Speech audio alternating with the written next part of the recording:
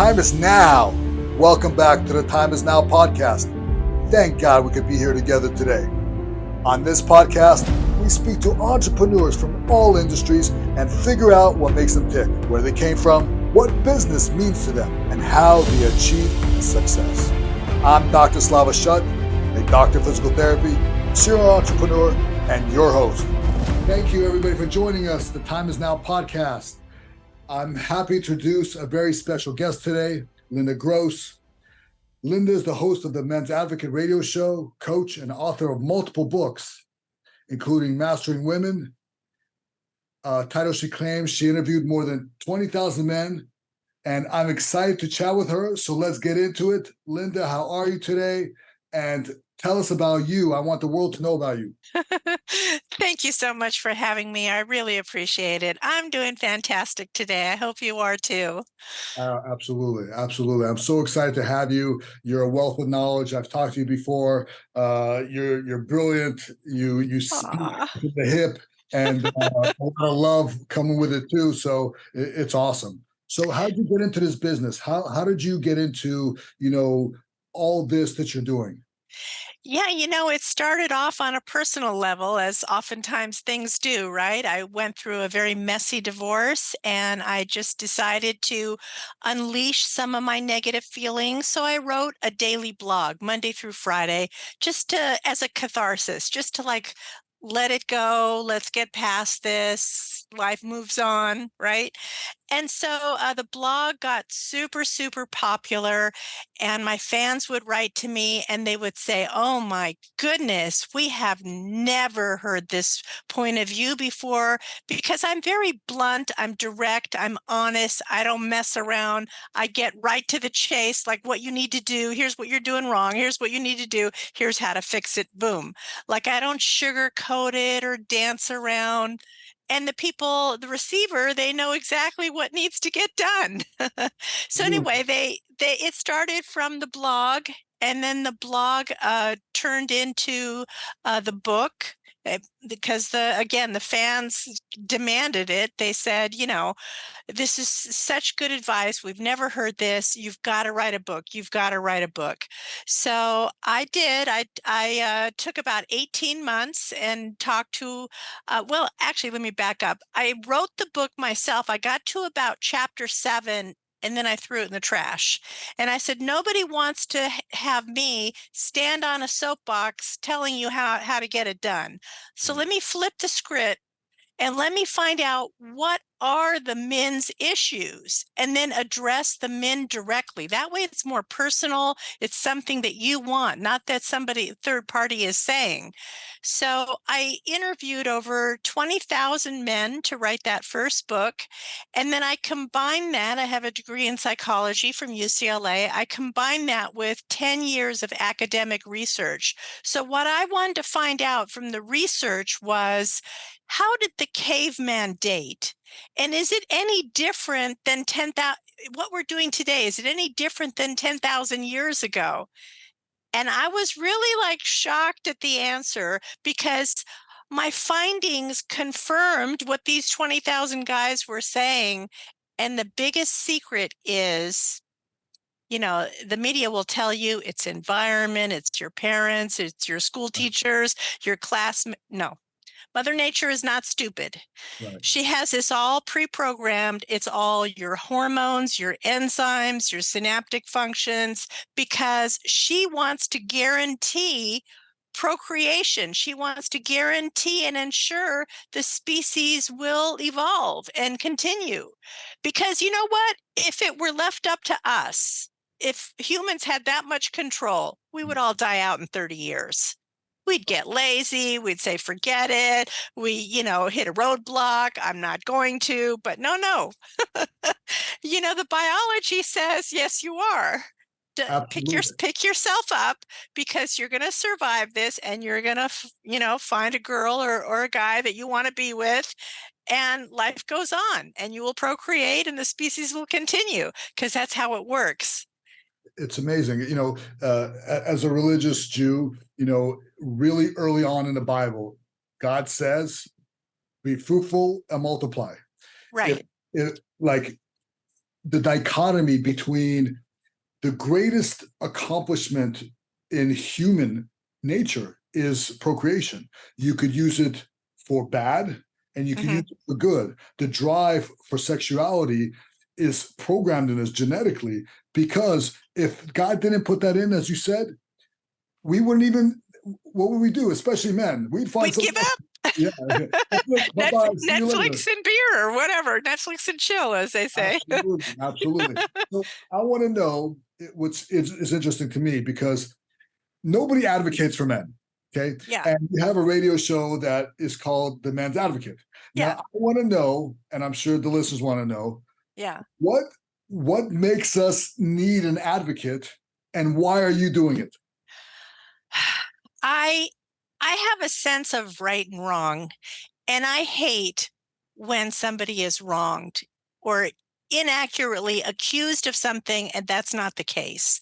So the media is pretty good. I mean, it's like the decade of the woman, and I'm all for that. It's like I'm all for female empowerment.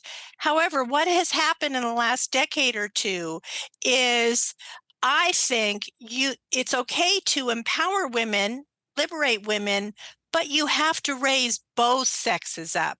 You can't raise her to the detriment of guys. That doesn't make any sense because then you have disjointed families, split apart families. The millennials today, they don't even want to get married. They don't even want to have kids. I mean, that's what you end up with, disjointedness. So if you're going to elevate one sex, you got to elevate them both. Now, why did I pick the men's advocate? Why am I the mouthpiece for men? Well, because so many of my fans, their households broke up and they lost custody of the kids. Why did they lose custody? Because the courts are corrupt and because the ex-wife went in there and she lied. She said that there was drugs or alcohol or abuse or something or another. The judge signed off on the paperwork. Nobody checked. Nobody says, where's your psychology report? Nobody said, where's your police report? Nobody checked any of these facts. And so my guys got wrongly accused, and then they spend the next 10 years or more, losing their house, using all their funds, trying to get their kids back for something that should be automatic. It should be automatic 50-50, and it's not. If there's drugs or abuse or whatever, of course, take the kids away. But you know what? That's not the case in most of these cases. So I figured, well, there's 10,000 podcasts for female relationships. Right. The women can go over there. So the women all complain, equal opportunity show and equal sex. And I'm like, no, I'm not doing it. You can sit in my classroom. You could be an auditor. You can listen, but the show is not for you. The show is I'm the mouthpiece for the guys, and I make it a safe environment for the guys to come forward. Because guess what? If those guys say the same words to a woman, the woman will bite their head off. Oh, yeah. So a lot of guys clam up and they are doing the Netflix and chill. They are doing drugs or abuse or like whatever else is going on because they are checked out. Today's young men, they don't want to have any part of it.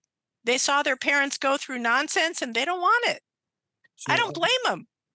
I love that you have this, view on masculinity from a feminine lens, and I want to talk about that more. I want to expand upon that. What do you feel are the advantages and the obstacles of viewing, masculinity through the feminine lens?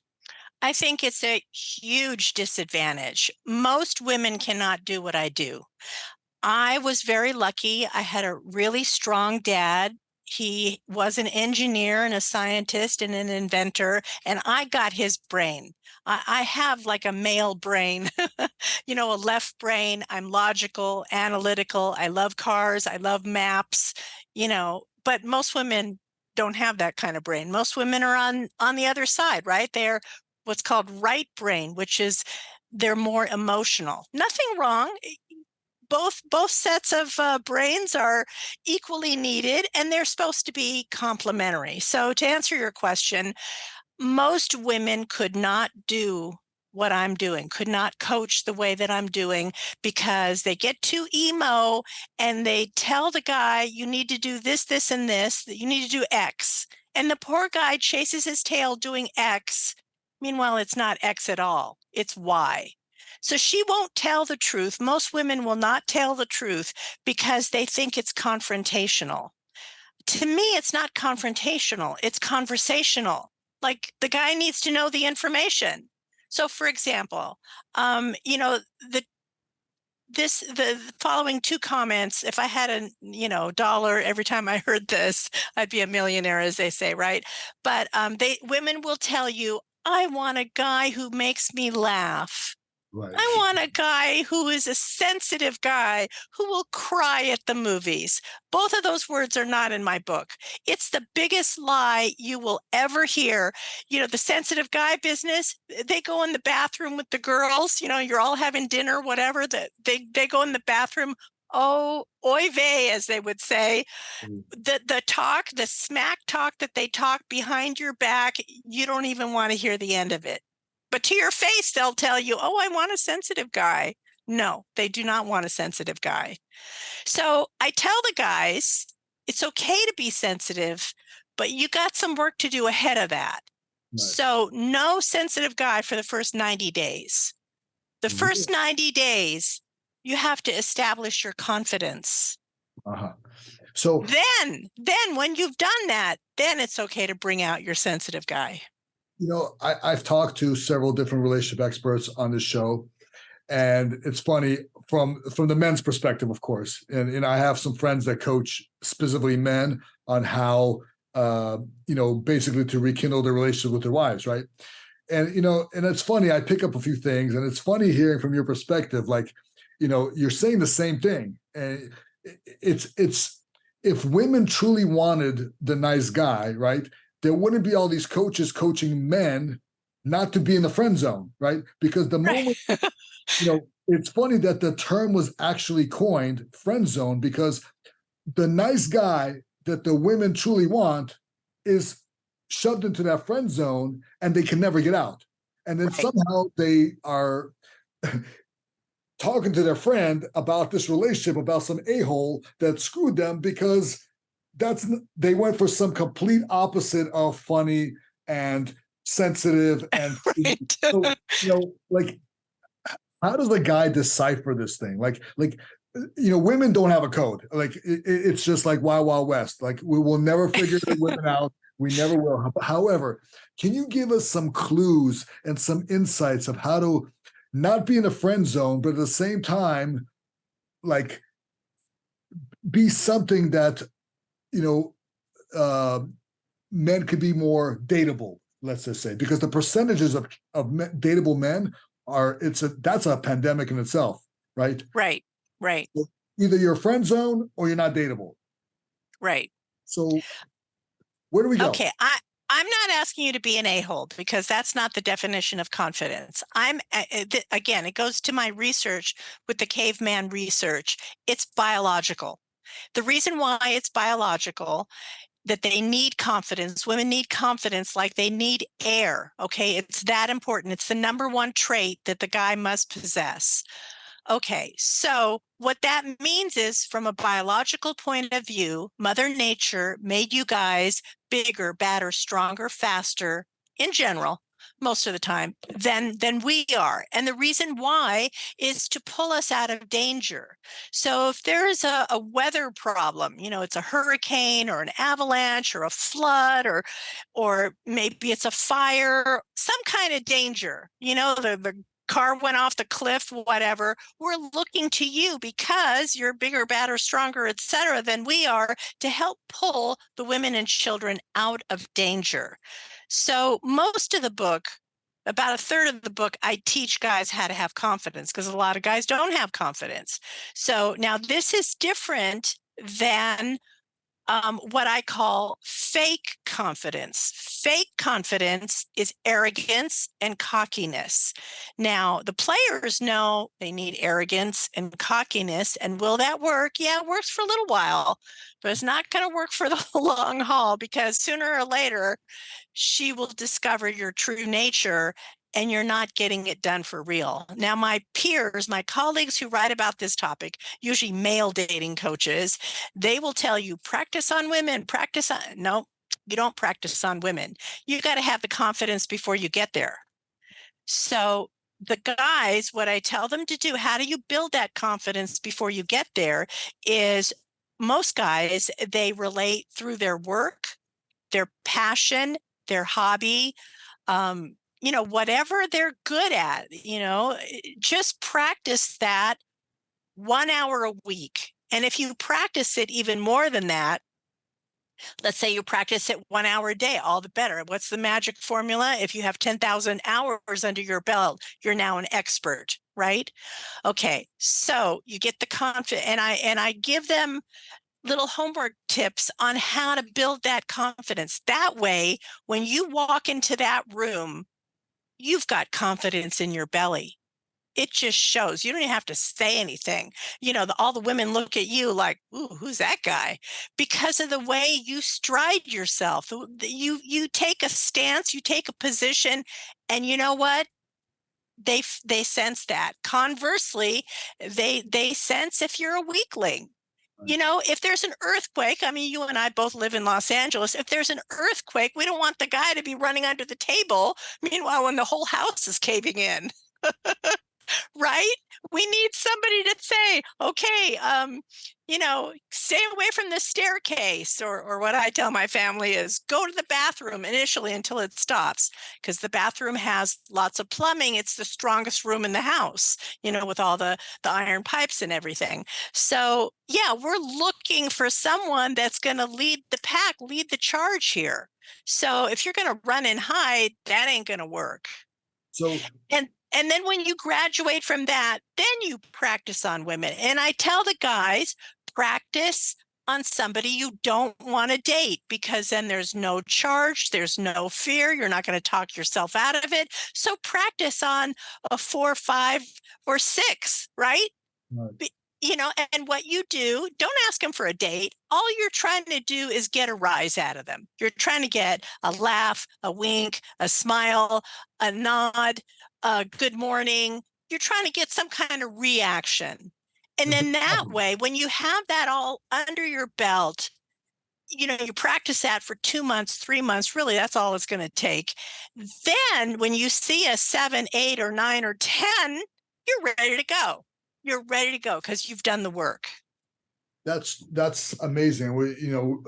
As a guy, I appreciate that advice. I mean, that's cool. It's kind of guys need it simple, right? If you give me a 10-step method of how to be something, you lost me probably by myself and most guys. I could probably make it to level 3. Most guys probably level 2.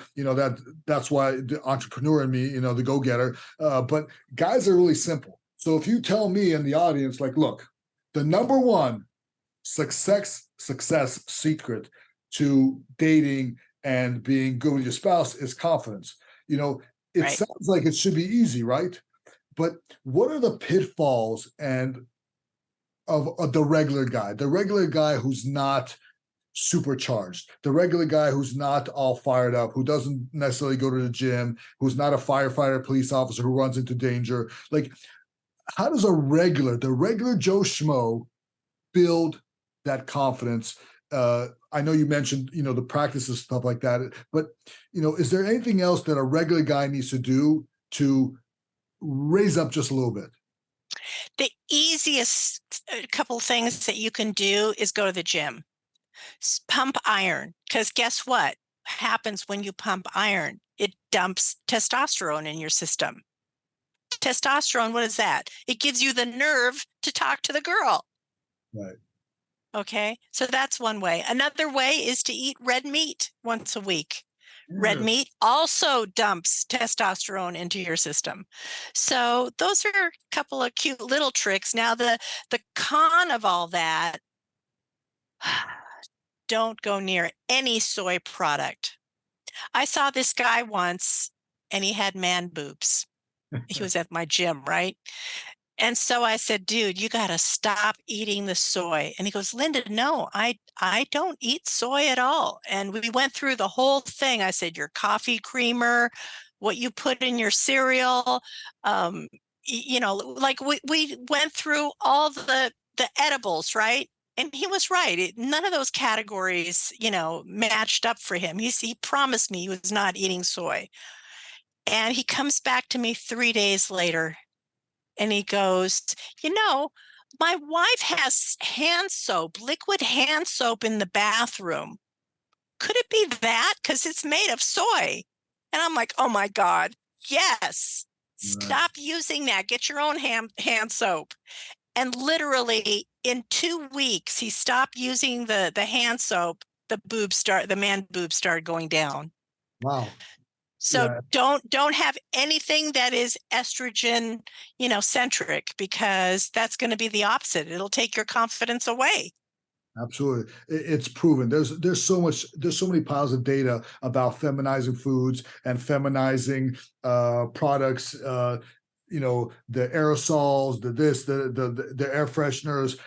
They've been proven chemical products to change in men and become Right. feminizing agents. So yeah, you're nailing the head. It's truly amazing how much our environment does play on our hormones and how many men suffer from low testosterone at a young age because of all these environmental things. So it's very good, and thank you for making us so aware of the feminizing environment that can happen to us.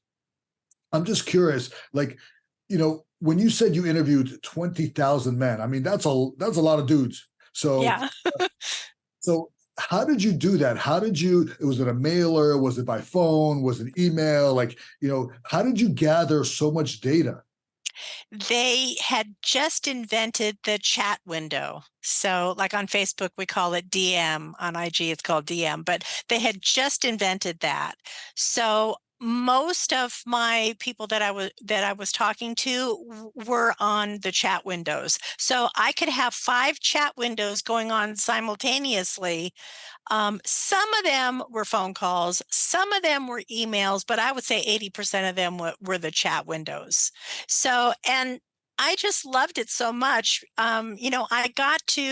It wasn't just one singular questionnaire. I talked about whatever the guy's issue was. I have an issue with X. So that's what we talked about. And so when I got to 500 answers the exact same way as the 499 guys ahead of him, I'm like, wow, I think I'm onto something. And I kept going. I've got a psychology background, and most university studies are anywhere from like 500 to 1,500 subjects. They're not 20,000. Nobody goes to 20,000. But I kept going because I wanted to see, is there any deviation? Are there exceptions to the rule?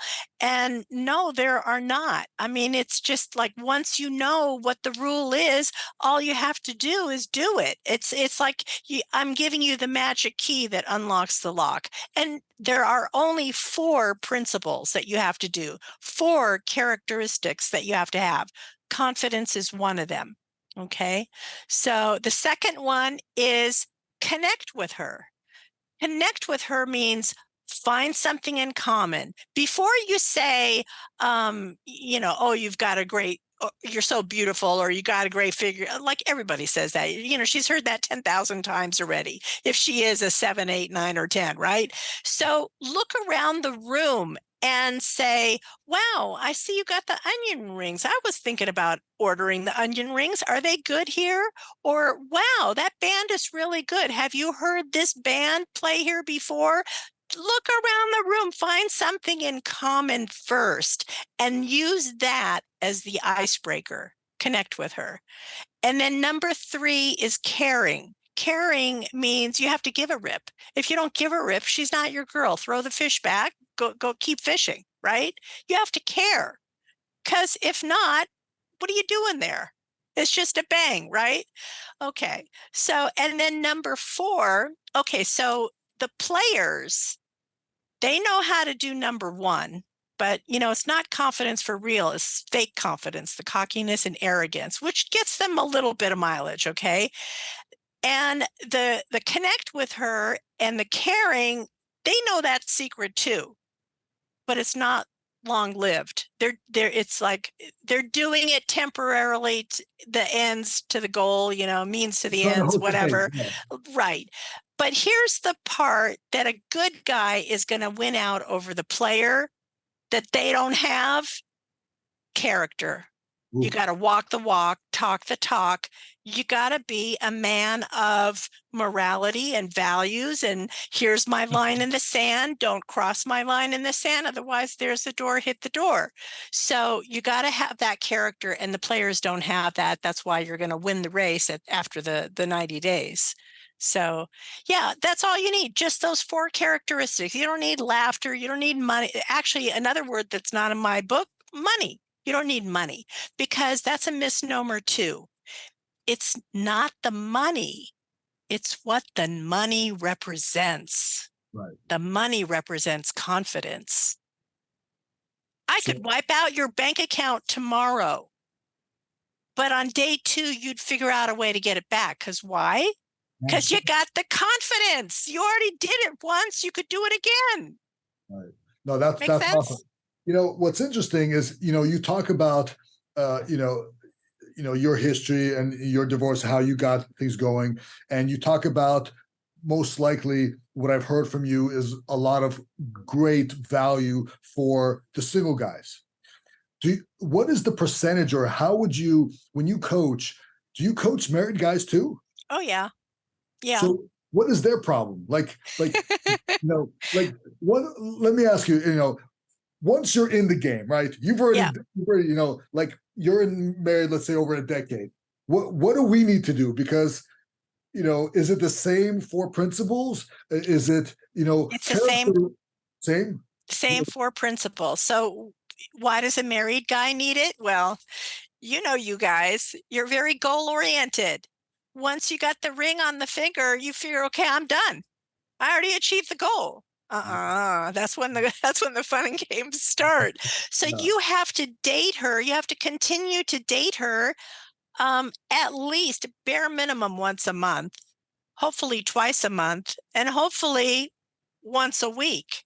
What if, You you have to spend some time doing the connect with her and the caring, right? You have to spend, you know, it doesn't have to be, if she likes M&Ms, so you bring home a little packet of M&Ms one day. Or, she was looking for a green shirt to go to the wedding or something like that, and then you flip through Amazon and you saw the green shirt that she wanted, and you said, "Honey, how about this green shirt? Would this work for your wedding?" Or whatever. You have to connect with her. So you have to make the time. The game is not over just because you put a ring on it. I'll be honest with you. If I went and got that green shirt, I guarantee with 99.9999% conviction that she will not wear that green shirt. She Well, finds that's what I didn't say buy it. I just said, honey, I was suggestion. thinking of you. It's a connect with you thing. I was thinking of you. I saw this green shirt on Amazon. Why don't you check it out? Is that the one you wanted? I agree with you. Don't buy it. Yeah, But brilliant. make her, it's not the fact that you buy it or don't buy it. It's the fact that you're thinking of somebody beyond yourself. You're not a narcissist, and you're thinking of, she might need that, or she might want that, or whatever. That's awesome. And it makes her feel you care. That's a long-term character trait. That's awesome. I love it. Yeah. So obviously there's some differences, and you do coach women, right? I mean, you have women. I do. I have Yeah. a women's book too. That was the second book that you mentioned, The Hitched in 90 Days. Beautiful. So what's the differences? Like when you coach men and women, is there a difference? Do you approach it very differently? I absolutely do. That's why I don't have a unisex show. So somebody asks me a question, it could be the same exact question. The way I would answer a guy is totally different than the way I would answer a female. Totally different. So the 4 core traits that are needed that I just mentioned for a guy are different than the 4 core traits that she needs to do to win the guy over. Now, they go hand in glove, these 4 traits. They're very compatible, but they're just like I was talking about the right brain, left brain. Guys are typically spend most of their time in the left brain, logical, analytical. women usually spend their time in the right brain, in the emotional, right? They go hand in hand. One's not better than the other. You need both. They're complementary. Okay, so these 4 core traits, they are also complementary. They are not the same. And, a guy does not feel love until the girl does these 4 traits. He can go with her, he can bed her, but he's not going to feel love until he senses those 4 core traits out of her. Well, I mean, there's women that listen to my show. I mean, you might as well give it to me. There's women on pins and needles right now. You're like, I think we're gonna have like the lines break. What do they call it? Everything's gonna freeze. We're gonna have a breakdown. We need to get these 4 traits from you. What are we're on pins and needles? What are the traits a woman has to respond with? Okay, the guy has to be needed. She Uh-huh. has to, and I don't mean needy, Right. but you have to hold a place in her life. You have to be there for some specific reason. So let me give you a couple examples. You're a great chef. She's not. Okay, so she needs you because you're the food department, right? Or you're always on time. She's not. You help her be more on time. One of you is very social and extroverted. The other one is a couch potato. So, you got to lift each other up off the couch, get dressed and go out or go to the party or whatever. So it's like a social thing. One of you is more social than the other. It could be it could be a myriad of things. It could be that you're really good at computers, or you're really good at fixing her car, or you're really good at the stock market and she knows nothing about the stock market. So you're there to teach her. You just need one trait. You need one thing that she needs you in her life. Because guess what? She could be the most drop dead gorgeous girl, supermodel, a 10. And after a month or two, if you get the feeling that she doesn't need you, you will walk away from that 10. Wow. Yeah. It's that powerful. Yeah. It's biological. That's Yeah. That's a big one. That's like the character for the guy. I mean, that's like the big long term, like big strategy. Yeah. It's okay. All right. Next, she has to appreciate you. Because the opposite of not being appreciated is being disrespected. So if your woman is always nagging you, if your woman is telling you, you should be doing it this way, you should be doing it that way, how come you didn't do XYZ? Those are all forms of disrespect. So, go to the woman that respects you. So that appreciation thing is huge for men. Yeah. They don't even know they need that, but if they don't have that in their relationship, it's like, when I bring it out to them, they're like, oh my God, is that what is going on? I never even put 2 and 2 together. The appreciation is huge for men, right? Core trait number 3 is you have to be accepted. So accepted means she has to accept to give you her digits. She has to accept and say yes to the date. She has to accept you into her body. You're invading her space. She has to accept that and everything else that goes along in life. She has to accept you because, again, the opposite of that is disrespect. So she has to accept you. So, yeah, these are some very big principles that the guy kind of has a sort of feeling about, but when it's bam, all right in front of you in the book, it's like, oh my God, head slap. Yeah. Because I never knew that these things are as important as what you're saying. Give us an example, of of a hot button with the topic that you get from both sides. Give us like a little role play of the male female differences of a hot topic that you are like this is the hot topic that I get out of 20,000 interviews. Yeah.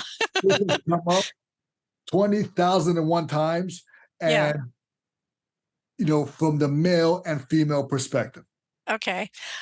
The number one question I was asked by the guys is, why does nice guy not work? We hear it all day long, right? Be a nice guy. Your mama tells you, be a nice guy, blah, blah, blah. Doesn't work. Like I say, it doesn't work because she needs to know the confidence factor is there first. Then you can do nice guy stuff. Then you can, paint the walls or change your tires or like whatever you're going to do. But without knowing that that confidence factor is there, you're right. She's going to friend zone you. So, and then it's too comfortable being a nice guy. They do what I call vulturing, which means they don't have the cojones to like ask her out on a date or walk across that room or talk to her or whatever, because they're scared of her, scared of rejection, scared that she might say no. So they sit there in the wings.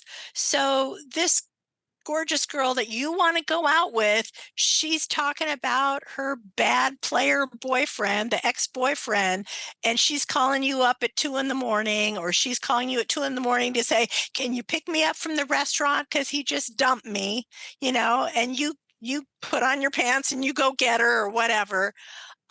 So vulturing means that the guy thinks that one day she's going to get so sick and tired of the player boyfriend that she's going to come running to him. It doesn't work that way. It doesn't work that way. She might pick another, skanky boyfriend, but it ain't going to be you because she didn't get that confidence gene from you. So don't be the vulture. Yes, is there a possibility of rejection? Of course. Do you think women like to get their period? No, but we have to get our period every month. That's just how it works. So you guys, you need a little bit of rejection, but you know what? You can minimize the rejection. Just do some of the homework from my book. Like I say, practice with women. You practice at 7-Eleven, pumping gas in your car, going to the market, cleaners, whatever it is, you try to get a little rise out of the woman and do it with people that you don't care about. So there's no big deal. I'm telling you this for the practice. So don't be that vulture guy that you're just waiting for the low-hanging fruit to fall down. It ain't going to work like that. Yeah. I feel now that I think about it, there's no wonder you're in a damn friend zone. You're right. It's right. So sad. I mean, I'm like, you didn't have the cojones to go over there, and now you're waiting for her to like change her mind somehow. Like you became the guy of her dreams. Like, wow, I just didn't see it before. Right. It's you, the sun just shining. Yeah. Like, oh my God, look at the spotlight. How did I not see this in the first place? But you know what? So right. I get criticized by the women all day long. Like, Linda, come on now. It's 2023.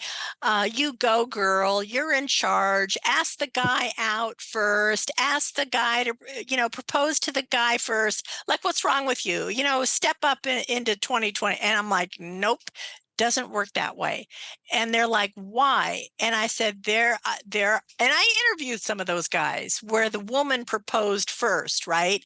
And some of those men said yes. Sometimes there was a money factor that she was making quite a bit more than he was. So that pulled him out of the ditch or whatever. Guess what, Dr. Slava?